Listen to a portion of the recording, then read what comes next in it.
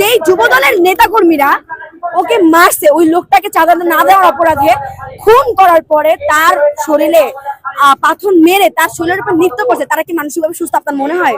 এটা আমার জাতির কাছে প্রশ্ন। সম্মানিত বিএনপির নেতাকর্মীরা লাইভে এসে বলেন যে, লাইভে এসে বিভিন্ন প্রেস ইতে গিয়ে বলেন যে এটা দলের উপরে দোষ চাপানো হচ্ছে, ওরা কোনো দলের কোনো লোক না, দলের লোক হইলো আমরা একটা দৃষ্টান্তমূলক শাস্তি দেওয়ার ব্যবস্থা করব। ওই যে সেই স্লোগানটা হয়ে গেল যে চাঁদা আনলে পুরস্কার আর ধরা পড়লে পরিষ্কার, ব্যাপারটা হয়ে গেছে এরকম। অটোপাস মেয়র, যে আমি এই ভাইয়াটা থেকে শুনলাম, ঠিক আছে, অটোপাস মেয়র বলে যে আমার কারণ নির্বাচন দেওয়া দরকার নেই, আমি একা একাই মেয়র হয়ে যাব।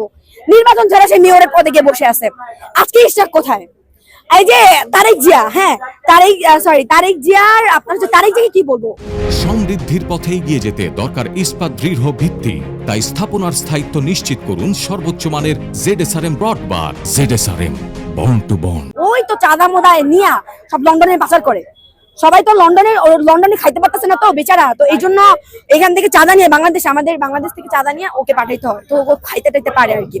ভাই, তোমাকে অসম্মান করার কোন রকম ইন্টেনশন ছিল না, বাট যেভাবে কাজকর্ম করতেছে তোমার দলের মানুষেরা যা করতেছে, এর থেকে ভালো কিছু তুমি এক্সপেক্ট করো না।